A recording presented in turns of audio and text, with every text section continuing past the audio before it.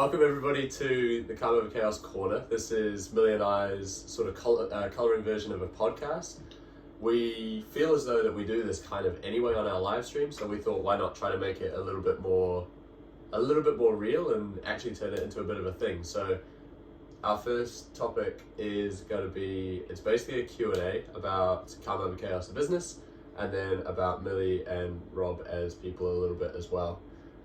So yeah, we've chosen to colour in this lovely image here, and basically we're going to run a camera watching each colouring, and then a major camera watching us do our podcast. Yeah, Mills is going straight in. I saw someone colour this one on Insta the other day, and I was like, I have not seen that coloured before, and now I really want to colour it. So, although you were a bit concerned it would take your odd, weren't you? Yeah, it could take me a little bit. I did get a few questions from Insta, and I probably shouldn't say that word, should I, on here? I'll probably get flagged. But yeah, I got a few questions and I've written them down. Do we just launch straight in? I think we do, yeah. A lot of them are kind of like, I think would be a good sort of intro to, I guess, this. The first question that came up the most was, how are you both doing? Would you like to start? Yeah, you can. This community is so wholesome, if that's the first question. Oh, it was basically all of the questions. And then it was like, how are you really doing? Oh wow, they want the deep answer. So, yeah, we're currently in my, I would call it my homeland these days. It's the place I grew up. So there's been, I get a lot of pleasure from showing Millie around, and that's sort of been very warming to my soul.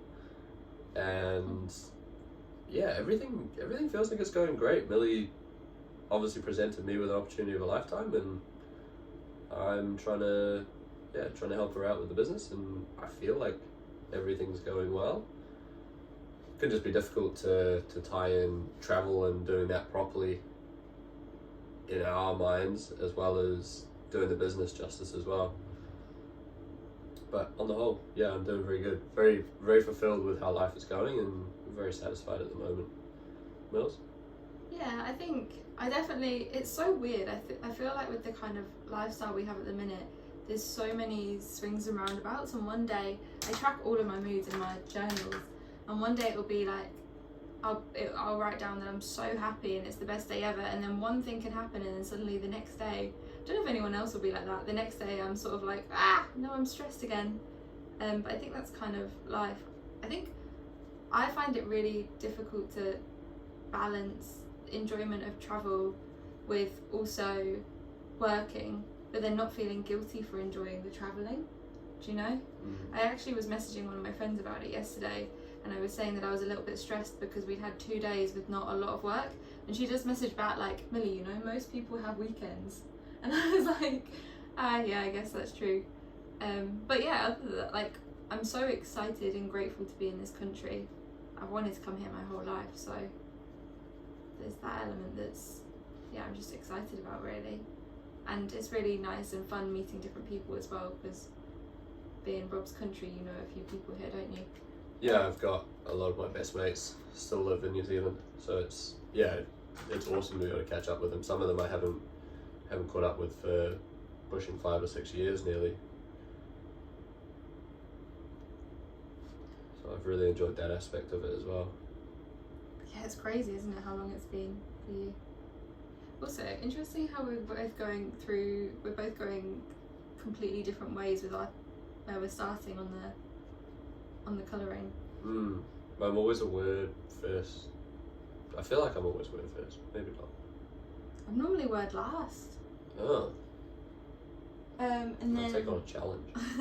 The next question I thought was quite a good one to sort of do an intro is just, how did you come up with the idea of starting Calm Over Chaos? I'm tempted to do like a couple of podcasts or sort of lives talking about the whole journey and the whole idea, I guess. But it really just started because I was working as a children's book illustrator. I was doing freelance, and I really loved it, but the two main things I didn't like was I didn't like drawing what someone else wanted me to draw, as in I was just, obviously you get given jobs, you get given instructions. I kind of wanted to draw what I wanted, what I was passionate about. And then the other thing was that I actually, when I was doing the drawing, it always sounds a bit silly to say this, I didn't like doing the colouring bit. And I was like, if I can figure out a way to create a book on my terms, that I don't have to sort of digitally colour, because that was the thing I didn't like, it was digitally colouring. Sounds like a win. So I started designing colouring books. I've also always designed colouring books since I was a kid. I've got so many that I've drawn of all these little creatures and stuff throughout the years, and I just kind of combined the two. And then I wanted to, at the time I think I was spending quite a lot of time working on the refugee crisis, and I was just so passionate about so many things and wanted to share that passion with people, I guess. And so Calm Over Chaos was born, but I did not think I'd be 6 books down a few years later, so it's been a bit crazy, to be fair. I think you've always had that business mind as well, haven't you? I've always loved business, yeah. Like, Millie's urging me every week to get a stream of Dragon's Den on. Just because she just loves all the business chat, really. I think it was almost inevitable in that sense that you would create something yourself at some point. Yeah, I remember in school I was always, I was one of those that never knew what I wanted to do, but I knew I wouldn't have a normal job. I always knew that I kind of I thought I'd end up making myself a job, mainly because I didn't like the options available. There wasn't a single job I looked at that I thought, yep, that's perfect for me. So I thought, if I can't find one, I may as well make one. Took a lot of work to make it, but now we're there and it's pretty fun. The next question was, how many countries have you been to? And then how many countries have you been to together? Gosh, I hope you got the number. And then for which that. ones? I actually do have the number. Should I have a look? This is a minor ongoing competition between Millie and I, which you were leading initially when I first met you, right? Oh, yeah, and then I really did myself dirty by agreeing to go to Europe with you. Yeah, Millie let me pick all the countries that we went to in Europe, basically. We had 1 or 2 places that we desperately wanted to go and see. One in particular, and then we built a trip, or I built a trip around that. But it was definitely catered to the countries I hadn't been to. Yeah, and then because I grew up in England, whenever I was lucky enough to travel anywhere or go on any kind of holiday, it was always Europe. So I'd just done a fair, the go-to sort of countries in Europe I'd already done. When I was sort of in my 20s picking places to travel, I would go to Italy, I'd go to Greece. So when Rob and I met and Rob wanted to do all of Europe, obviously I'm going to go back. But he was just ticking off more and more countries, racking up his number, and mine was just staying the same because I'd already done them all. So now he's overtaken me, which I'm slightly fuming about. But I have the list of where we've been. We've been to 16 countries together. That's not bad. Oh wait, I don't know if I've added New Zealand. Oh yeah, I have. So we've been to England, then Italy, Croatia, Slovenia, Austria, Bosnia and Herzegovina, Costa Rica, Nicaragua, I'm not very good at saying them, the USA, Portugal, Spain, Germany, Luxembourg, Colombia, Australia and New Zealand. So yeah, a little bit crazy. Yeah, I always feel remarkably blessed to be able to say these kind of things. I mean, admittedly, we sort of put ourselves out there to really take these opportunities, though, don't we? Or get ourselves in positions to take opportunities like that. It's both of our biggest passion, really, isn't it? It's probably the main thing we had in common when we first met is just an absolute love of travel and exploring and adventure and sort of just seeing the world. I think it looks, obviously I don't feel like I could feel much more privileged right now, but we also don't live life that differently to how we would have in the UK in terms of what we're spending as well. It kind of matches up in terms of rent and transport, and we don't spend very much on food either, do we? No, if there's a place that we skimp more than most. It would definitely be food. We try and cut our costs there, don't we? We don't always have access to a vehicle as well on these travels, so we're quite frequently using public transport. Do you want to answer the second part of the question? I'm going to sneeze. Oh, bless you. Rob has a lot of allergies. I think they're just going to have to get used to that. Yeah. What was the second part of the question? How many have we been to individually? Individually, I've been to 35. I've been to 37. So he's 2 ahead of me, which means. Got to bear in mind as well, I am a year and a little bit older. Yeah, you're old boy. Yeah, got a little bit of extra life there to have utilised. Yeah. Some of the countries that we haven't been to together that are at least on my list. I know Millie's got a couple of these as well. That was the next question. Oh, was it? The next question was, what countries would you love to go to? Oh no, I was going to mention the ones that we had been to individually as opposed to together. Yeah. I'll just rattle off a few. So, living in this part of the world, I've been out to. So I was very fortunate as a young lad that my parents also loved a bit of adventure and a bit of travel. I think that's where I got it from. Samoa, Vanuatu, a couple of South Pacific islands that I have been to. Thailand, Singapore, and Oman in Asia and the Middle East. I've done Egypt. Millie's done Egypt a whole bunch as well. Sounding like a brag right now.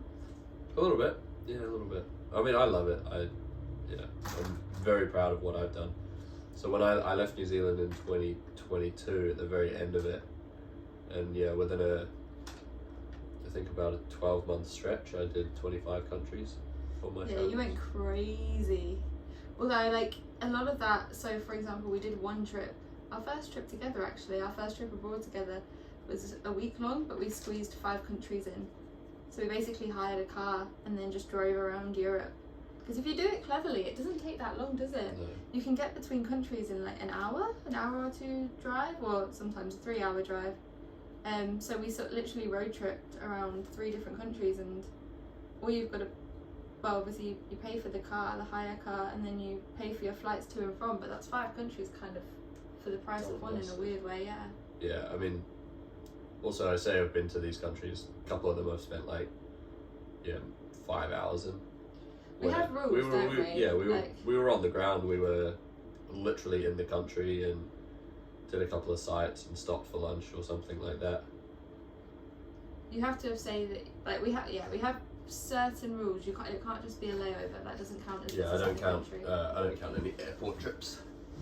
Sorry, I just got to block up my nose. Bless him. I've never known anyone with allergies as bad as Rob. His life is just one big sneeze. If anyone actually has any tips on things you can do to help with allergies, I think it's just like not hay. It's like hay fever. It's like animals, and it's just all the time. It's relentless. I feel really bad for him, to be fair. Oh, are you colouring along? Someone did a poll. I love that. Who did the poll? Someone did a poll. What was the poll? Are you colouring along? Oh. I know, how cute. Okay, so next question was, what motivates you both to work so hard while travelling? Well, for me, if I don't do any work, I don't have any funds to live off. So that's quite an easy answer for me. Yeah, we decided kind of at the beginning that Rob will be paid hourly, and in hindsight I do think it's been the right... Oh, it's definitely the right choice. The right thing to do, because Rob has, I think you'll think it's fair for me to say, Rob has more of a tendency to slack a little bit with work. Yeah. Like, you'll quite happily, if there's a comfortable option where he doesn't need to work and he can relax, he will take that option, which I'm guessing is probably a fair split with the population, right? The people who will... I expect so. I don't know how odd that is. I don't think it's that odd. No, I don't think it's that odd, but I think if we'd done a sort of like annual wage or something, there could quite quickly become a little bit of animosity maybe if I didn't feel like Rob was pulling his weight or whatever, whereas Rob has that extra incentive to get the work done, because if he doesn't get the work done, he doesn't get paid, and if he doesn't get paid, you can't really afford anything. I can't imagine that driver is dissimilar for you though. The financial driver? Yeah, financial is a huge part of it. It's a bit different for me because it's not as much as an obvious. It's not like I do this. It's a barrier for me, isn't it? To continue doing what we're doing. Yeah, but it's not like if I don't do this, I don't get paid. It's kind of it's not like this specific work equates this specific paycheck. I guess it could be for some people in this kind of job, like people like influencers who would, I don't know, get paid friggin' 30 grand for doing a video, but that's not how it works for me. It's all of like the little small pieces of work and all of the small hustles. And I think a key thing when you're running a business is doing the work that doesn't need doing. And I think this is what a lot of people get wrong when they try and start up a business, is they are fine at working when it's really busy. For example, if you've got loads of orders in and you need to pack them, but as soon as things are quiet, I think that's the key part of business, when the hustle's really got to kick in. And I think for me it's the knowledge of that, and just the knowledge to keep pushing, because ultimately none of this works if the business can't basically pay 2 wages. And I want to be able to keep doing this because it's a dream. I'm not very interested in staying in one place, but it is hard work. I definitely find it really difficult to switch off from it. It's kind of like relentless in my brain, and it's trying to find ways to not let that seep into our personal life as well. I think it would be like that probably for most, if not all, business people as well.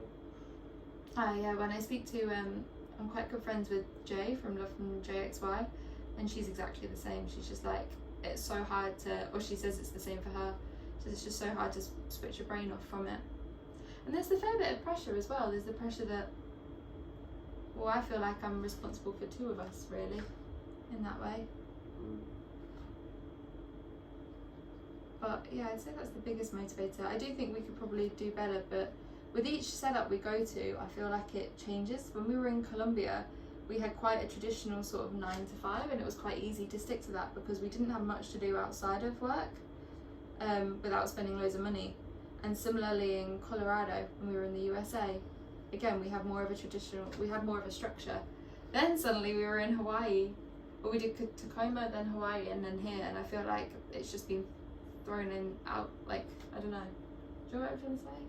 Yeah, and a lot of it is the setup that we get given as well. I mean, we do our best to research the properties that we end up staying at, but I mean, even as you can see here, the setup really isn't ideal. We've got this low table that we have no control over. We're not just going to go out and buy a table just for, we're here for a week, so like, depending on what the setup is like, we sort of have to dip and weave and decide what we actually can do. We, in the last property we were at, we had super slow Wi-Fi, so doing something like this would have been a real challenge, especially getting the video done afterwards to upload it and pop it on socials as well. So even some of the attributes of the places we're staying can affect how we work. I think for me it's more of the mental thing. It's just making sure we remember to do every single tiny thing, because there's always a million jobs to get done in a business, and it's especially hard when that's what the poll is, who thinks Rob's colouring is improving so much. Oh, wholesome poll. Wholesome poll. Wholesome Polson. Wholesome Polson. I find it hard having 2 of us because I don't always know what's done. We had a conversation about this the other day, didn't we? Basically sort of saying, I'm so used to me having to do every single job, so I'll write down all of the jobs that I'm doing and then I do them all and then I know they're done. Whereas relying on other people, whether that be Rob or Eve or the people packing the orders, I have to just rely on other people to do every single job. And then I think this is something that any manager will feel. I can't just continuously ask, is that done, was that done, was that done, because that's micromanaging. That's going to get really annoying. So it's like having that trust that other people are doing the job is, yeah.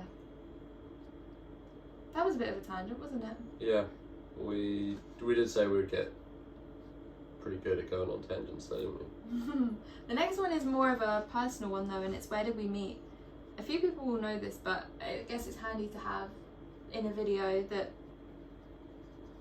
people can watch afterwards. You can always refer back to it. Yeah. If you want to know, go check out this video. Yeah. So the two of us, we have a really good mutual friend, which Millie met when, what, you were like 19? 17, 18, I think. Oh, 17, 18. And I met this friend when I was about 20, so a few years after. And we didn't, obviously, nothing really got mentioned about it then when we met one another, because, you know, I was in New Zealand. But once I got over to the UK, we got invited on, well, I got invited on a trip from my best mate. He's like, do you want to come down to Hastings with me and a group of friends that I know in the UK? I was like, of course. I've only been there for maybe a month and a half, so I was there. One of my big things was just try to say yes to everything, take on every opportunity that came. And yeah, interestingly, a young lady was there called Millie, and That's me. we met very inconspicuously. Like we didn't really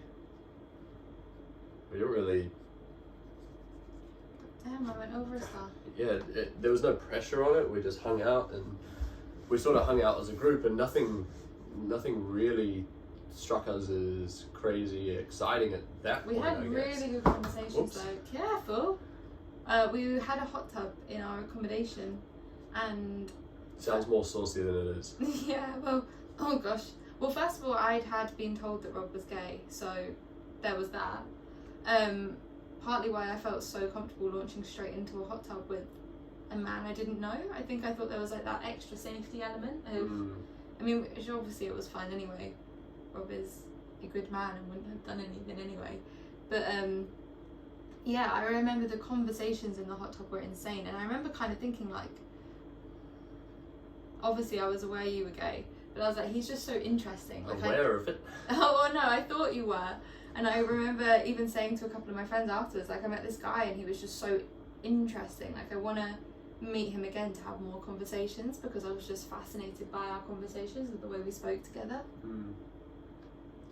don't know if I thought about it quite as deeply as Millie did, but I So rude. yeah, I just knew that, you know, we had awesome chats. And No, you did. Cause do you remember our other friend was? There was one night. Sorry to interrupt you, but there was one night where we were sat in the hot tub together with another one of our friends, and she said that she felt like an absolute third wheel.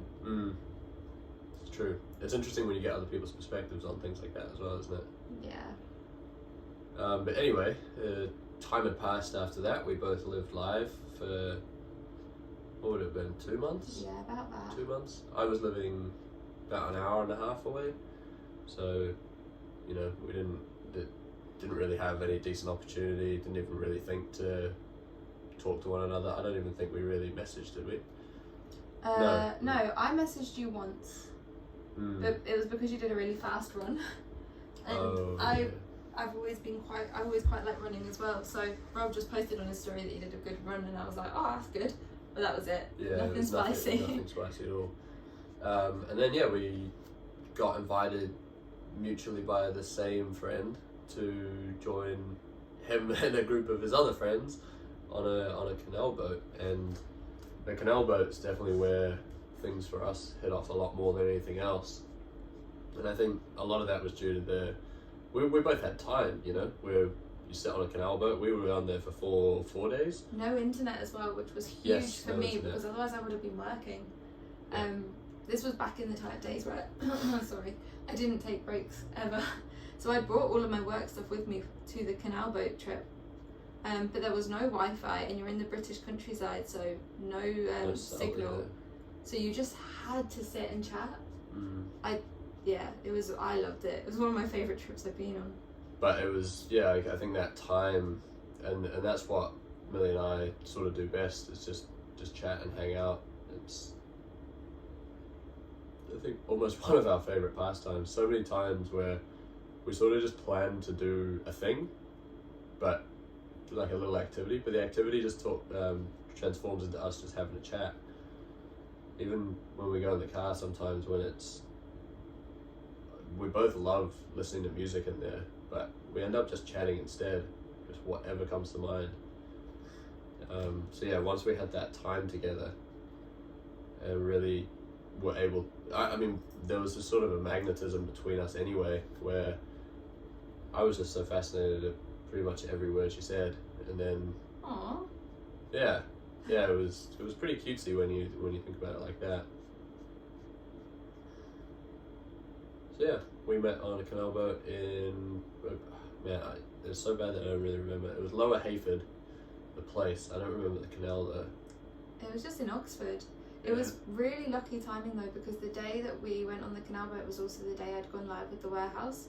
So it was the day my life had started to free up, because before that I would never give really the time of day to anyone, especially not in a dating way, because work and friends were a complete priority. Like I was either working, or if not, I was giving my time to my best friends. There just wasn't room for anyone else to come into my life because I was so busy. So that timing was mad. And then I think it was pretty much the last day of the canal boat. Rob was kind of like, well, I have the car, so if you don't want to go home just yet. And it was school holidays, so I had time, and I was planning to do these little extra excursions after the boat trip anyway. Like I'd found a couple little really nice, really quaint English villages that I wanted to visit, and I had the time and I had the capacity to have a friend with me, so that was kind of the first date really, wasn't it? Road trip to the first date outside of any almost like forced meeting. Literally in my mind I was like, is this where I die? Just getting in a car with someone who I haven't known very long. Sketchy. Yeah. Potentially. You're not a small guy. Man, there's a song that Millie loves and that's really growing on me called "Most People Are Good." I just feel like you have to think that most people in that situation are going to be good people. You can, but also, I guess that's how you get into trouble, isn't it? Yeah, like I do have really mixed feelings. I do think there's different safety measures you have to put in place if you're a woman. Sure. And it's so hard as well, because you see like obviously horrible things happen to women, which is the extreme case. But then I think there's the added layer that normally then the media and the press will be like, stupid girl was walking out by herself, or like I always think about this. Like I think if something sucks, though. I know, but I think if something were to happen to me, and I know my friends think about this as well because we've spoken about it. Like I remember in that situation, I thought, okay, if something happens to me, in the media, it's just going to be girl gets in car with guys she's known 2 days, and whatever happens, and everyone will be like, oh well, she was stupid for doing that. So I think there's always that kind. I don't know if anyone else agrees or disagrees.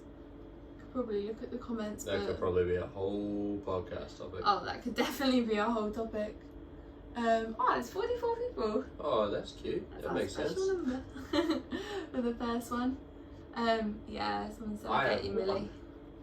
You have one? Yeah. Oh, wow, Is that someone tuning in from your side? I don't know. It probably counts to you being a guest. Oh, maybe, yeah.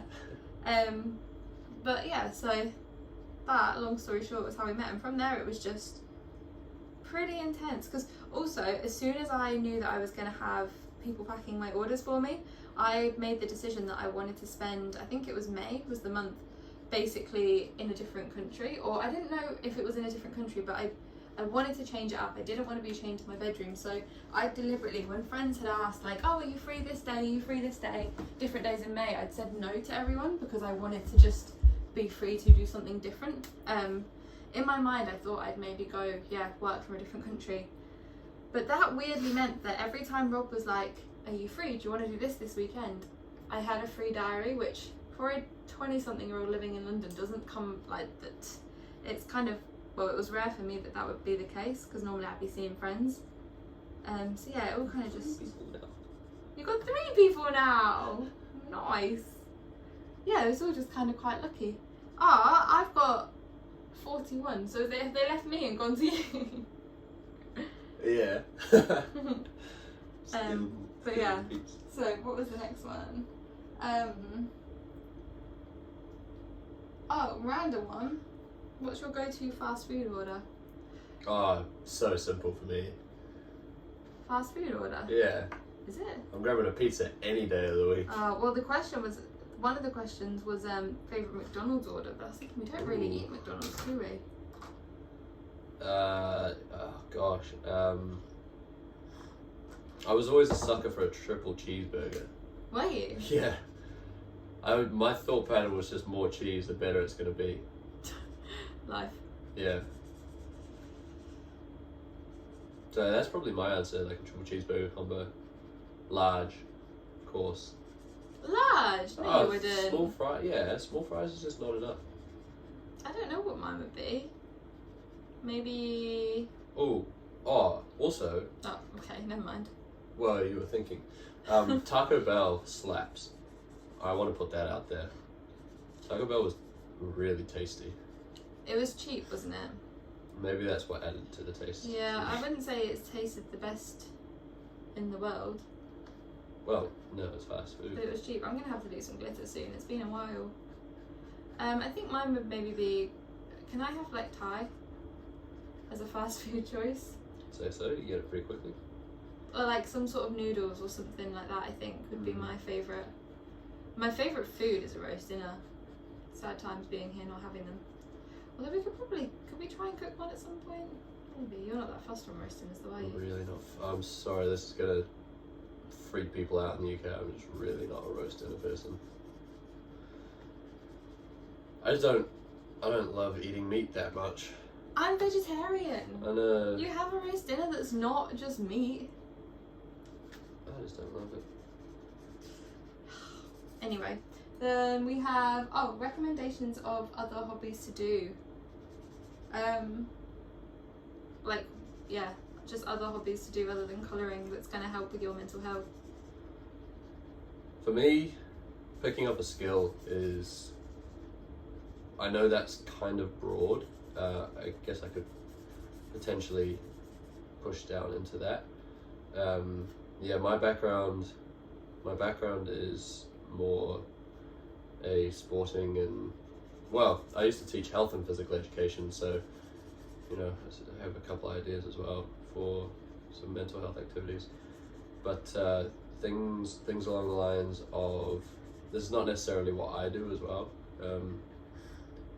but things that get the body moving. So something that I actually do, or used to do quite frequently, was just go for walks listening to podcasts. I don't feel like I listen to the podcast so much so more because Millie is like my podcast.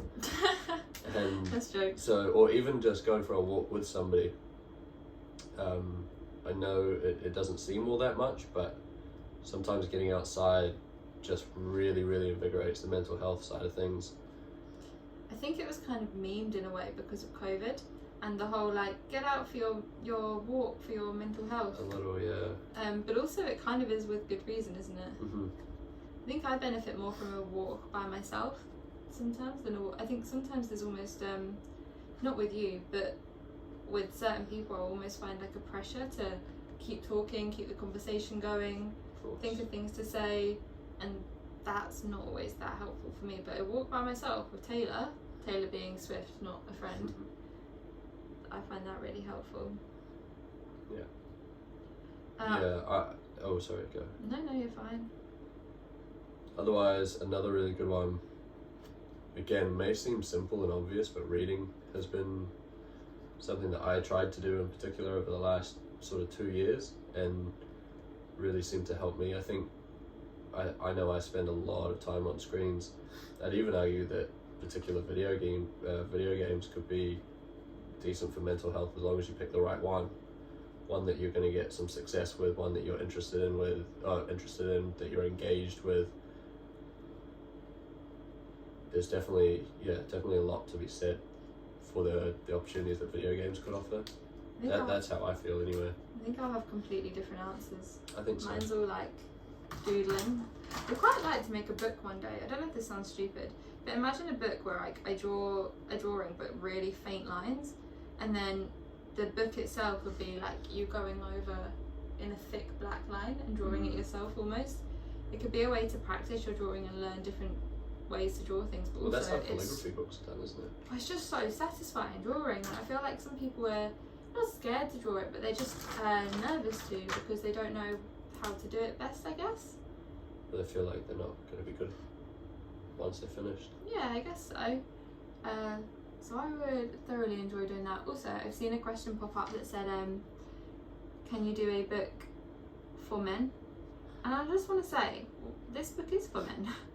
Look at it, there's nothing on here that men can't colour. I'm literally a man colouring this. Literally a man colouring, yeah. Like, we have a community that is mainly women, but also there are men and there are non-binary people. And it's a bit, I understand the question, but it's a bit of a pet-hate question to me, because I just think, what about the books can men not colour? If it's the female empowerment aspect of it, okay, but can men just colour in more female empowerment things, please? That would be nice. Yeah, and I just think, actually, someone did the maths on this once. Ooh. I'd spoken about it on stories, and they went through every single page of every single book, and they broke down how many women were in the pages, how many men were in the pages, and also you don't even know if it's a woman half the time. You can't always tell by looking. And yeah, they basically did all of the maths, and they also did the maths of how many times it speaks about a woman or how many times it speaks about just a person in general, like without any gender disclosed. And the majority of the time it speaks about just a person, just a human without a gender. So the books are for everyone. And then there was also a question that I thought was quite interesting. Oh, men can empower women too. Yes. Men can have a huge impact on empowering women. Yeah, I mean, one of the coolest parts of my teaching job, so in New Zealand, most high schools, which is what I used to teach, that's the age level I used to teach, were segregated into male only or female only schools. So I was schooled in a male only school, but I was fortunate enough to teach in we call it co-educational, where there's boys and girls, or males and females, and basically you get so many amazing opportunities to empower the girls in those spaces. And unfortunately sometimes it takes a bit to really help them, blossom into young powerful women that are excited to take on a challenge and willing to do it, especially in front of other people and in front of the boys sometimes. But when you get those moments of empowerment where you can see them succeed and strive, you're making really big breakthroughs. But yeah, my dad's very supportive of my mum, and I think seeing that from a young age has been very important in my growth as well, and just knowing the value that women bring to society. And even we had a female prime minister for the longest time in New Zealand as well, and she was just so well received by the public. But that's because she was fantastic at her job, and just did an amazing job for women and mothers as well, because she was a mother leading a damn country. Just so impressive. We've had this conversation quite a lot, actually, haven't we? That I have a few male friends who think that low-key there should be more women in power. These are male friends with these opinions. They think that women in power are generally better than men in power. They just tend to be less power hungry. Well, they're more in it for the good of the community and the good of the area. Obviously we're speaking very generally here. Of course. But yeah, the argument they always give is women are just as smart, just as strong, just as capable as leadership. We know these things already, but they're just lacking, a lot of them are lacking that big ego and, like you said, the hunger for the power. Isn't that like a quote in some sort of book? Like, those most suited, I think, is it in Harry Potter? Those most suited to power are those who rarely seek it. Something like that. There's a quote like that in some sort of fantasy chain. But then I guess also the big differential here is that you have that care to empower women, whereas I guess a lot of guys might not care to or want that. I just think it's so sad. You're losing the abilities of half the population if you cast women out of it, you know?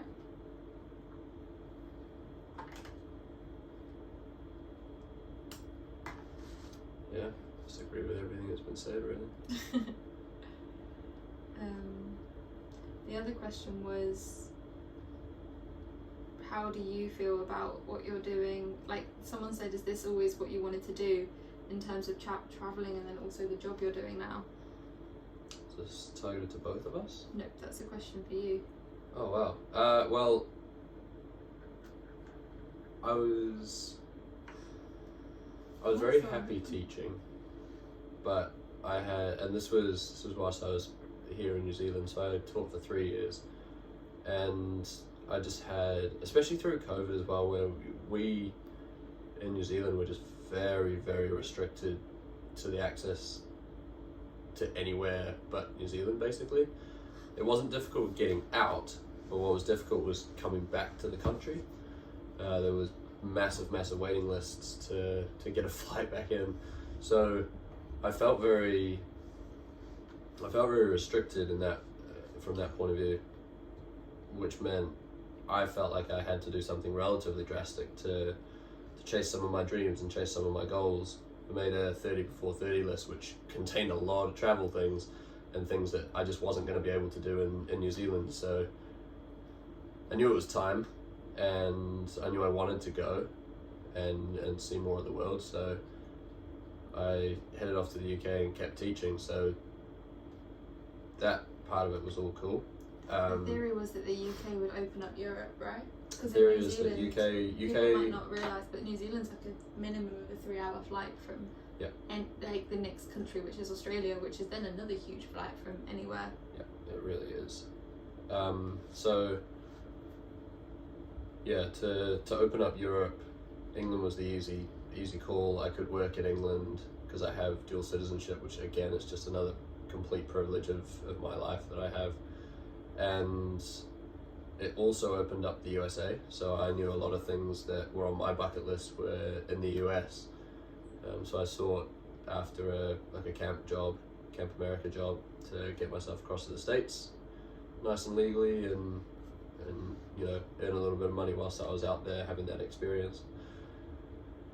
And then I met Millie, and all of a sudden this opportunity to continue the travel sort of came up, and this is our common story that we'll tell our friends, and I think, you know, we'll be telling people for a very, very long time. Is we were at an airport in Germany at about 4 o'clock in the afternoon, and I had to head back to England for work on Monday morning. We'd just been on holiday with our friend in Portugal. Yes, I'd had a bass concert in Germany that I was like desperate to go to, which is why we ended up there. And it was like a little weekend stop off, wasn't it? Yeah, it was super short but amazing in its own right. And once we got to the airport, you know, there's like that sort of feeling that, oh man, everything's over. It's a little bit sad that the end of holiday feeling. Yeah, which I'm sure many can relate to, even if you just had a weekend away, or that feeling of having to go back to work. And Millie asked me, she was like, do you want to keep traveling? Do you want to go somewhere new, somewhere else? Do you fancy just not going home yet? Yeah, I was like, I was kind of stunned by it, because it had never really been a consideration for me. It was always, I was going to go home and go to work on Monday and it'll be fine. But then I asked, on a scale of 1 to 100, how serious are you that we could keep going? Because I was like, why don't we just imagine if we just go to Greece rather than England. There's sun there. Or just anywhere new rather than home. and her reply was 99 out of 100. And I was like, okay, she is serious about this. We had our flights booked and we were in the airport. And the caveat was, for me, I was like, well, if I do this, I have to be earning, because I won't be able to sustain it otherwise. And that's when the first opportunity for me to work on the business came around. And yeah, we took it, and now I work for Mills. It's I will be honest, it's not a dream job, but the job itself leads to a dream lifestyle. And whilst I'm young, whilst I have time on my side, I'm happy to take that risk and, you know, try and build something here with Millie that I still find. I found a lot of the tech stuff interesting. I've always been a little bit of a geeky kind of nerd with technology and things in my spare time. Not anything particularly crazy, but I think it's crazy to anyone else. I think maybe your tech levels are very high. There's an interest there that working with Millie has sort of opened an opportunity to learn and dabble with things. I think that comes through as well when you do things like the treasure hunts on the website. Yeah. That does. Yeah, there's. Because I don't know how to be doing that. There's definitely levels of enjoyment I get out of it, but then there's also somewhat monotonous things that I feel like I do as well. That they're fine, and they're not exactly what I would do in a dream job. Because yeah, I suppose I really loved what I was doing with my teaching, but you did and you didn't. I think your dream job is just a lot more active, probably. Yeah, I think so. But the other thing was that towards the end, like probably the last 3 or 4 months of you working as a teacher, you weren't enjoying teaching. And No, I think it's probably partly the kids and the setup. Like PE in the UK, if anyone's from the UK, will know is not all that. No. In comparison to what you were used to anyway with PE in New Zealand. Yeah, I did leave somewhat of a dream post with the school I had, which is fine. Yeah, it's one of those things that you take risks, and they're usually calculated. But yeah, as I say, the lifestyle, it's everything I dreamed of. I was sort of looking for something to sustain travel as long as possible, really. I don't know what would have happened had I had to consider going back to a proper full-time job rather than cover teaching. But yeah, I think something was bound to change at some point. Sorry, Yes. that was a long-winded answer. Yeah, and I don't know, I think for me it changes all the time. For me sometimes it's a really weird one, and I've seen other people who run really big businesses like multi-billion, and then people who run small ones as well, say that you have some days where it's your absolute dream job and you're just like, this is so much fun, this is what I want to be doing. But then you also have a lot of days where it's just, it feels stressful, it feels overwhelming, and you're kind of like, why am I not just doing a normal job? You know, I've worked relatively normal jobs before, and it's definitely, there's caveats to it, but it's easier in some ways, mainly in the way that you just don't have the stress and the constant thinking, I guess. Obviously pretty much all jobs are super stressful in their own right. Ooh, Yeah, hello let's lighting. see if that helps for me. Nice, switch the light on. So it's weird, like some days I don't love the work, but some days I really do, and overall the balance, I think for me the biggest thing is always the freedom. I'm the kind of person who I don't love doing things on other people's terms. I want to be the boss, not be bossed around. So the freedom that this gives me is just the biggest thing in the community that we've built, and like I'm just so passionate about the messages that are shared throughout the books. That it's a dream job for me, but it's so hard to find a balance of, hey! No! Hey, you just smudged me, you jumped me. I'm sorry. What are you doing? You Oh, donut. trying to readjust, I wasn't comfortable. Oh no. And You can tell it's not the most professional setup. Yeah, I find it really hard to talk about on socials because I never want to be like, I don't want to be complaining, and coming across as ungrateful, because I feel so privileged and I'm so grateful for the community and just this life. But then also, on the flip side, you don't want to just sit there and be gloating and showing a really unrealistic portrayal and be like, my life is perfect, it's amazing, when some days it's not. Some days things are a bit harder, and some days we might bicker, or, you know, whatever could happen.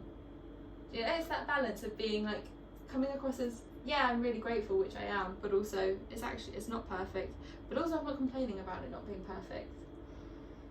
Yeah, and it's a discussion that we've had a few times, is sometimes that imperfection in life is what makes that's what makes the good times really good. You know, that's what makes you really appreciate those really good times.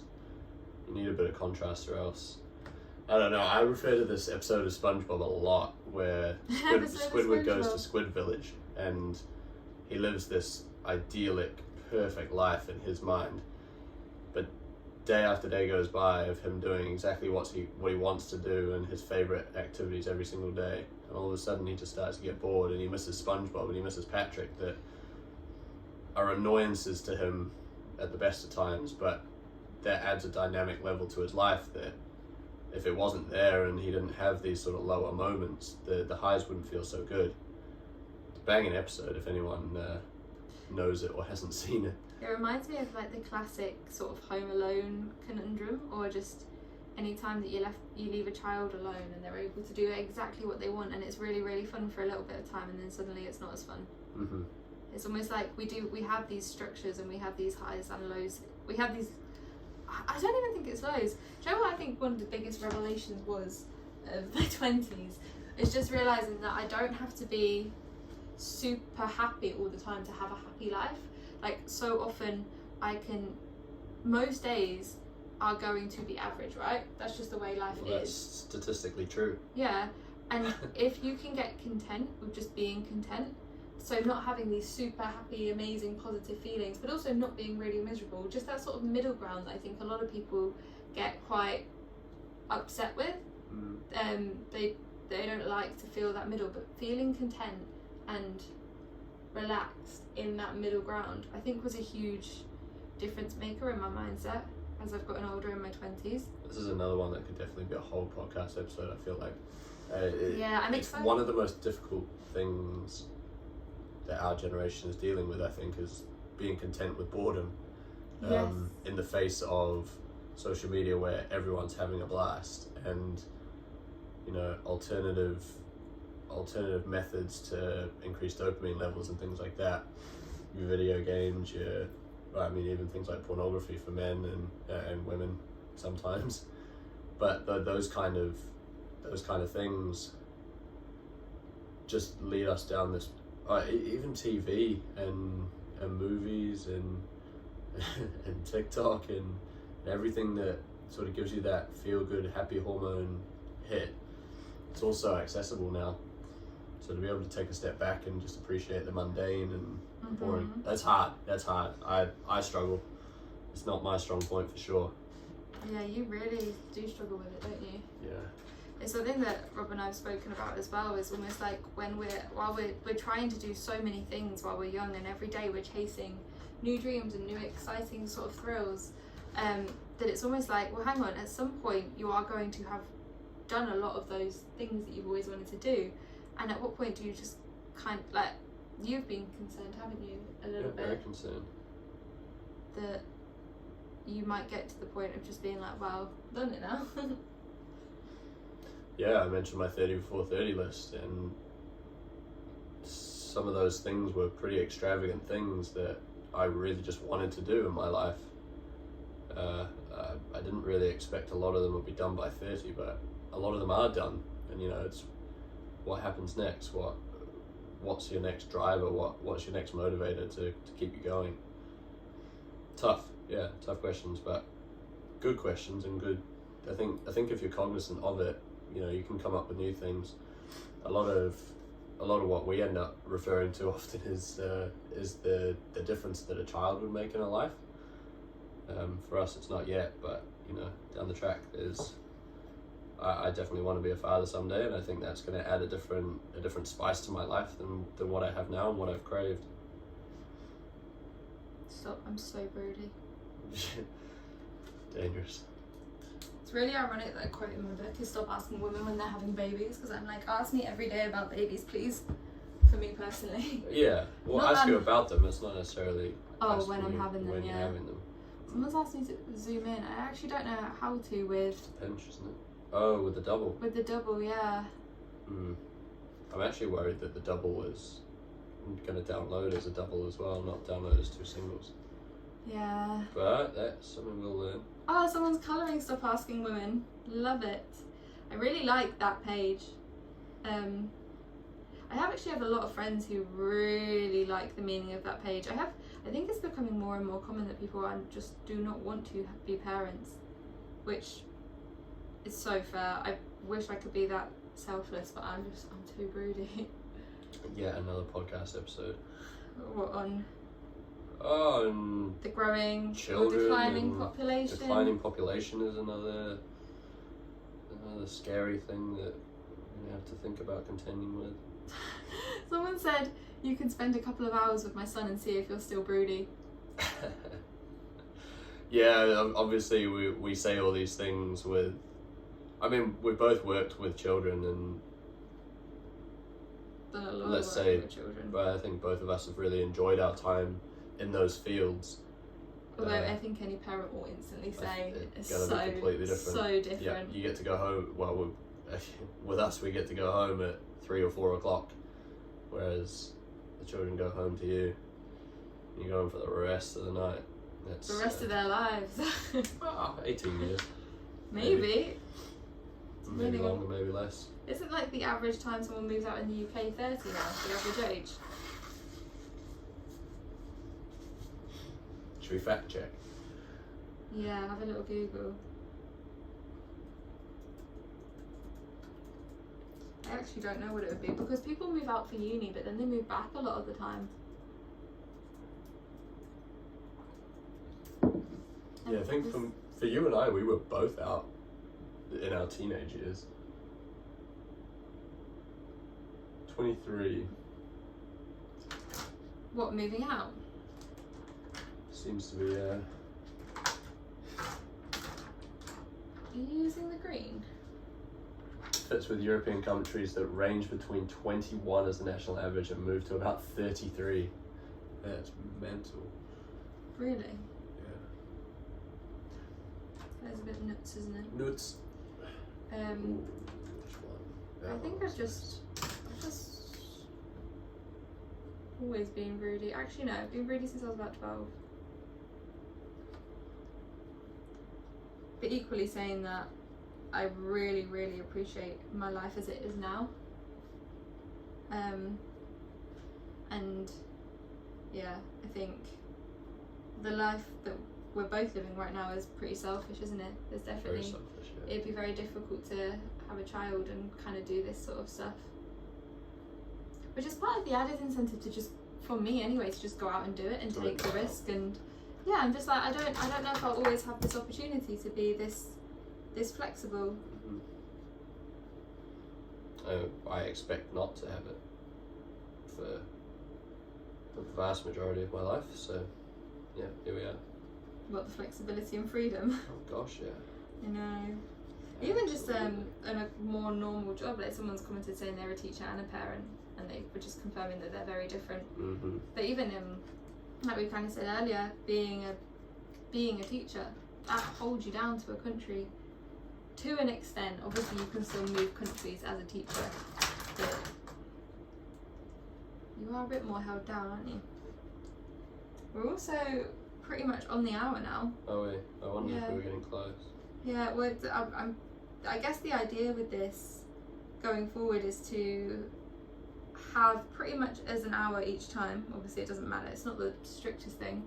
Oh, well, I had a puzzle thing I had to do. A puzzle? It says the live will end in 50 things if I don't get the puzzle done. Oh, we better do the puzzle. I'm trying. Verified to continue. Okay, I think we're verified. I think we're there. But yeah, what was I saying? Oh, I was going to do a puzzle. Oh my gosh, Rob. Oh, I failed the puzzle. You failed. I failed it too the first time.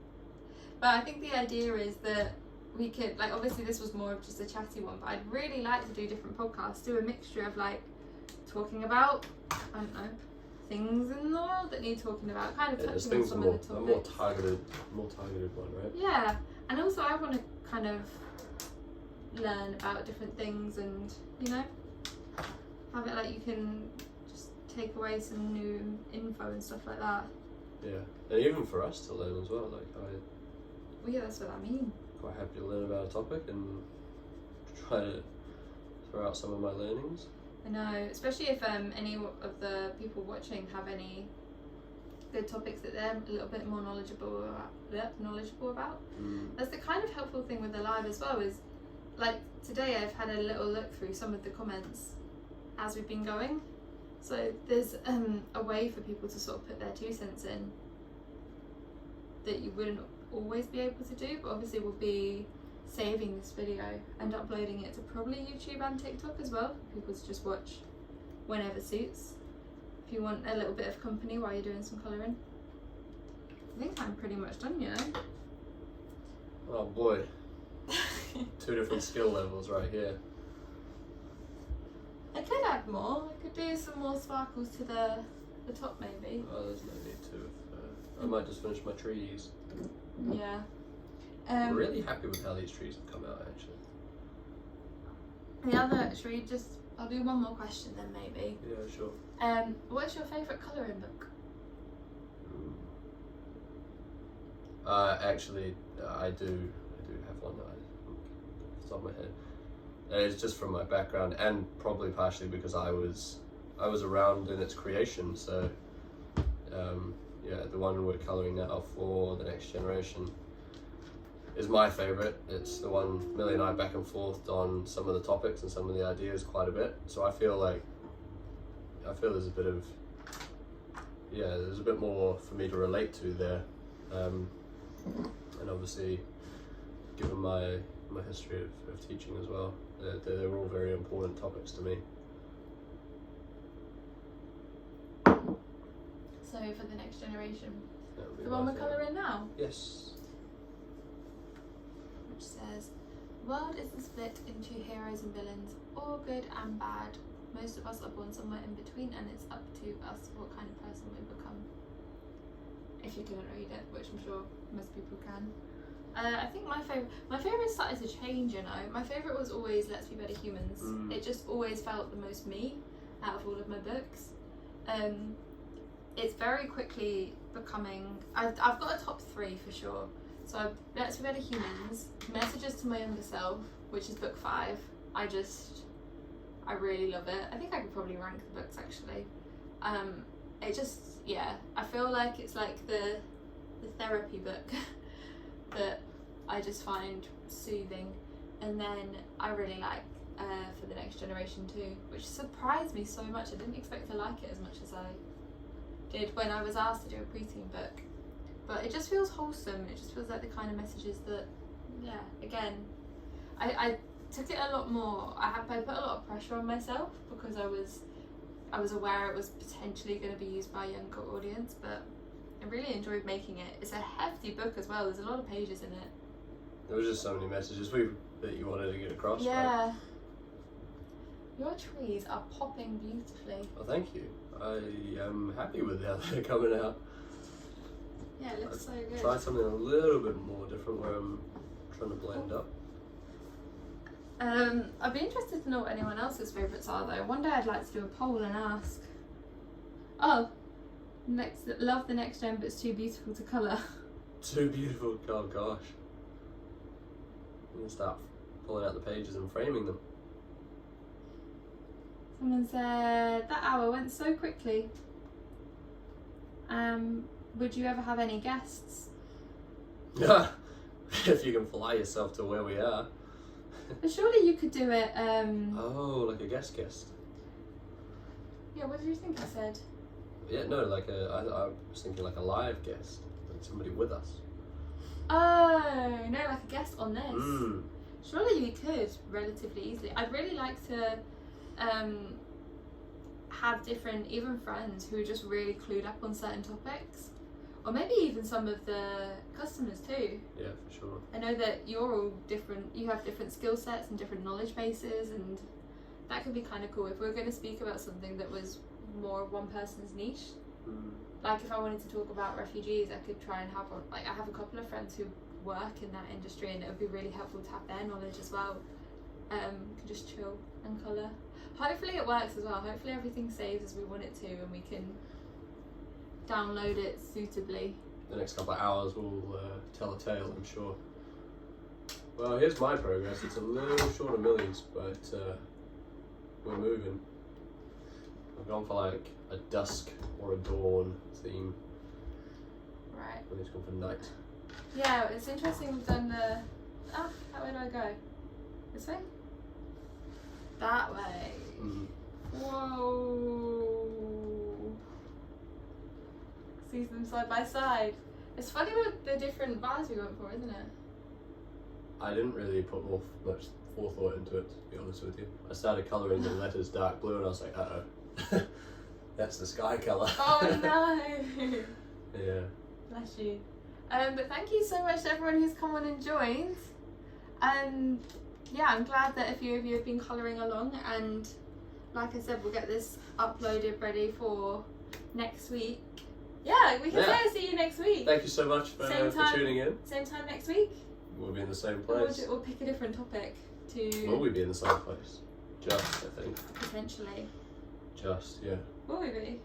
Oh, nice. We have to ask our host to let us stay for an extra hour, but yeah. Goodbye, everyone.